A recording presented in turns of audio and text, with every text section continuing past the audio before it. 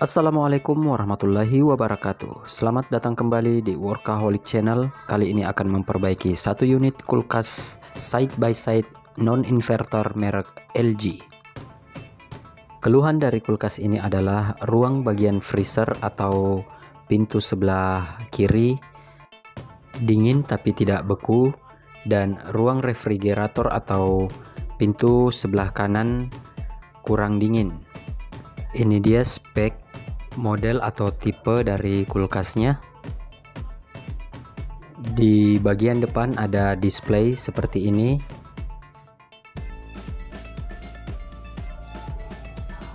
Setelah dicek di bagian dalam, di sini tampak ada gumpalan bunga es. Ya, kulkas ini mengalami pengeblokan. Inilah yang menyebabkan sehingga kulkas kurang dingin dan tidak beku di bagian freezer.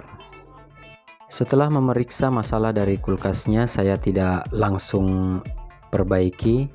Saya biarkan beberapa lama, kulkas saya matikan untuk membiarkan bunga es mencair dengan sendirinya agar casing lebih mudah untuk dibuka.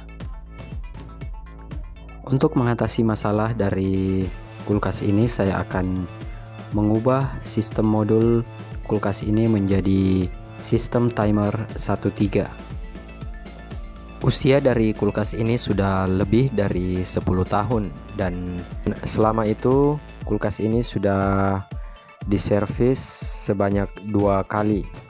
Sekitar 3 tahun yang lalu ganti kompresor, jadi kompresor kulkas ini sudah bukan kompresor bawaan.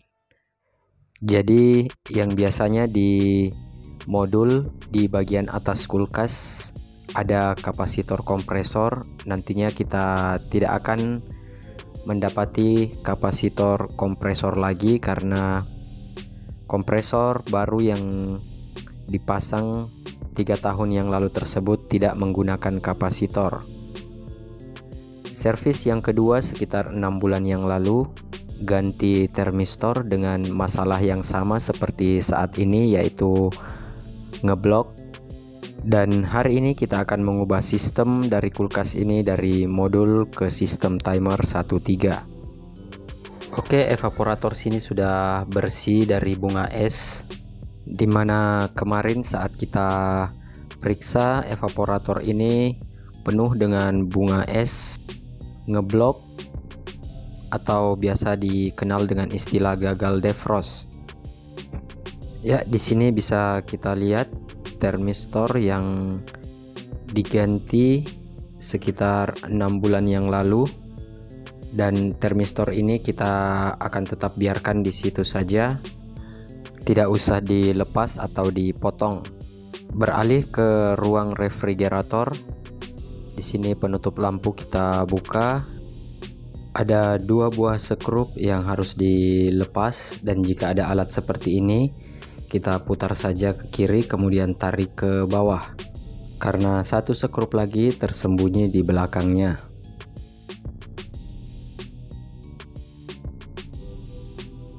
Di bagian ini ada gabus, di dalamnya ada ventilasi yang menghubungkan suhu dingin dari ruang freezer menuju ke ruang refrigerator, dan ventilasi ini akan menutup secara otomatis apabila dingin di ruang refrigerator sudah mencapai sesuai dengan setelan yang sudah kita atur. Ventilasi tersebut buka saja dengan lebar, kemudian soket yang terhubung dengan ventilasi tersebut tidak usah dipasang kembali, karena otomatis buka tutup ventilasinya tidak akan difungsikan kembali. Lanjut ke bagian atas kulkas tempat modul berada. Seperti yang saya katakan tadi, di sini kita bisa lihat di sisi sebelah kanan dari modulnya kapasitor kompresor bawaan kulkas sudah tidak ada, karena kompresor yang dipakai sekarang jenisnya kompresor yang tidak memakai kapasitor. Kemudian siapkan timer 1.3 dan pasangkan kabel di setiap pin dari timernya. Bisa langsung disolder, tapi di sini saya menggunakan kabel dengan skun kecil yang ada di ujungnya. Karena diagram atau skema dari kulkas ini sudah tidak terbaca, tanpa berlama-lama saya membuat lubang di bagian atas dalam ruang freezer bersebelahan dengan soket bawaan, tembus ke bagian atas menggunakan obeng runcing yang sudah dipanaskan. Tusuk dan pukul saja hingga tembus sampai ke atas. Karena dari sini saya akan memasukkan 3 helai kabel untuk menuju ke ruang freezer. Dari ketiga kabel inilah kita akan merakit ulang sistem perkabelan yang berada di ruang freezer, di mana sebelumnya kita sudah memeriksa heater, thermofuse, dan kipas semuanya masih bagus. Di ruang freezer 2 kabel dari heater yang masing-masing berwarna hitam kita potong saja, dan 2 kabel dari thermofuse yang berwarna biru dan coklat juga kita potong. Putus keempat kabel tersebut, kemudian dikupas dan kita siapkan 1 buah thermodefrost atau bimetal. Kedua ujung kabel dari bimetal ini dikupas, kemudian 1 kabel bimetal saya sambungkan ke salah satu kabel dari ketiga kabel yang kita masukkan tadi. Di sini saya memilih kabel yang berwarna kuning. Kemudian kabel bimetal satunya lagi sambungkan ke salah satu kabel heater yang berwarna hitam, kemudian sambung kembali dengan 1 kabel dari atas. Kali ini saya sambung dengan kabel dengan 2 warna, yakni hijau kuning. Jadi ada 3 kabel yang tersambung sekaligus. Kemudian kabel heater satunya lagi disambungkan ke salah satu kabel thermofuse, dan kabel thermofuse satunya lagi disambungkan ke kabel terakhir dari ketiga kabel yang dimasukkan tadi, dan kabelnya berwarna biru muda. Oke, proses penyambungan di bagian freezer sudah selesai. Agar lebih jelas saya ulang sekali lagi. Di sini 1 kabel bimetal langsung saya sambungkan ke kabel warna kuning yang menuju ke atas. Kemudian kabel bimetal satunya lagi disambungkan ke salah satu kabel heater dan disambungkan ke 1 kabel yang menuju ke atas. Jadi ada 3 kabel yang tersambung di sini, dan kabel heater satunya lagi disambungkan ke salah satu kabel dari thermofuse. Kabel thermofuse satunya lagi disambungkan ke kabel terakhir atau kabel ketiga yang menuju ke atas. Sekarang kita lanjut ke bagian modul. Di sisi paling kanan modul ada soket dengan 4 kabel. Kita potong kabel yang berwarna hitam. Ini adalah kabel jalur dari kompresor atau overload. Kita potong saja, kemudian kita kupas. Kemudian kabel dari sumber listrik yang berwarna coklat kita kupas. Demikian pula dengan kabel sumber listrik yang berwarna biru juga kita kupas. Jadi kedua kabel coklat dan biru kita kupas, jangan dipotong. Oke, sekarang kita akan mulai merakit sistem no frostnya. Dimulai dari pin timer nomor 1. Kabel dari pin timer nomor 1 akan saya sambungkan dengan kabel yang berwarna hijau kuning ini. Kabel yang di bagian freezer tadi tersambung dengan 1 kabel bimetal atau thermodefrost dan 1 kabel dari heater. Lanjut, kabel yang berwarna kuning ini yang di bagian freezer tersambung dengan 1 kabel bimetal atau thermodefrost. Langsung saya sambungkan ke pin timer nomor 2. Kabel terakhir atau kabel ketiga yang berwarna biru muda yang di bagian freezer tadi disambungkan dengan 1 kabel dari thermofuse. Di sini kita sambungkan atau kita lilitkan di kabel warna biru dari sumber tegangan. Kemudian kabel dari pin timer nomor 3 kita lilitkan di kabel warna coklat dari sumber listrik. Bagian ini saya sambung sementara saja karena sebentar saya akan merakit satu termostat di jalur ini. Ini hanya sambungan sementara untuk melakukan pengetesan. Terakhir kabel dari pin timer nomor 4 disambungkan ke kabel warna hitam yang dipotong dan dikupas tadi. Oke, sekarang kita sudah bisa melakukan pengetesan.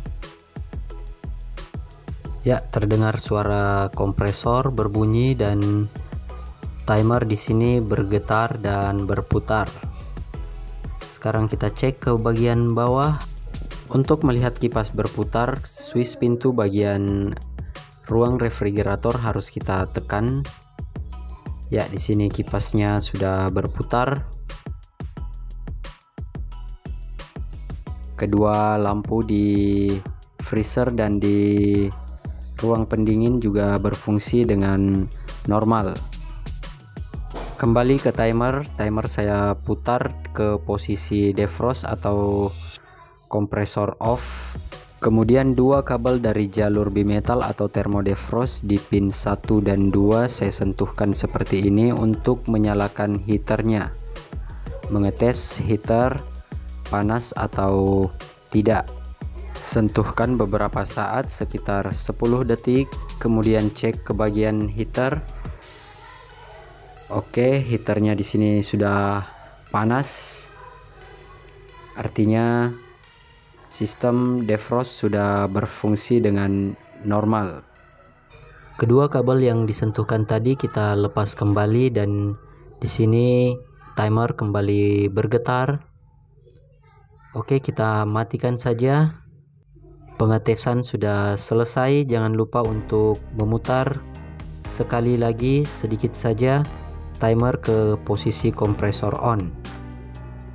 Kemudian di bagian ruang refrigerator di sini bagian ini akan saya buka. Juga di dinding kulkas bagian belakang yang ini juga akan saya buka untuk dijadikan jalur masuk dari kawat termostatnya.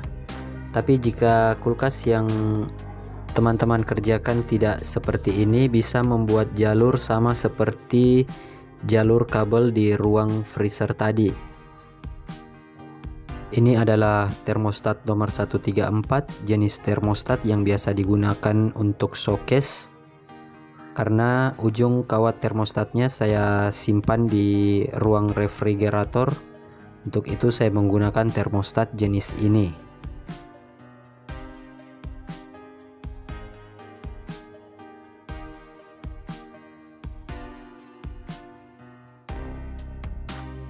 Lanjut untuk termostatnya, di sini kabel putih dari jalur pin timer nomor 3 yang dililit di kabel coklat kita lepaskan. Kemudian di sini dua pin dari termostat sudah saya pasangkan kabel.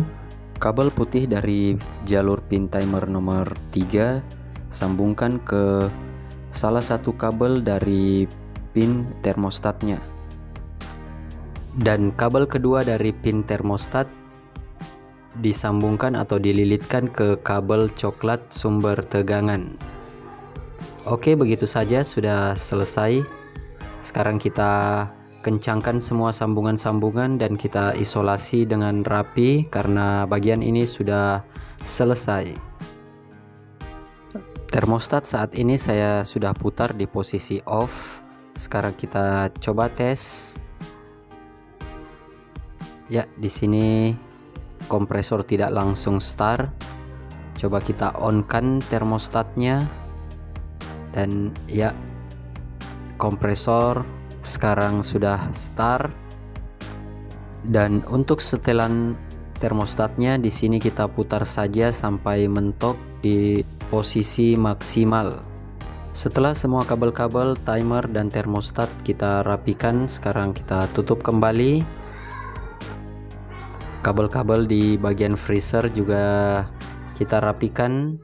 Ujung kabel yang bekas pemotongan tadi diisolasi, bimetal dipasang dan diikat menempel di akumulator. Dinamo kipas dipasang, jangan lupa untuk memasang kembali soketnya. Bagi teman-teman yang ingin memesan secara online part-part yang saya gunakan tadi, bisa klik link yang ada di deskripsi toko rekomendasi dari kami.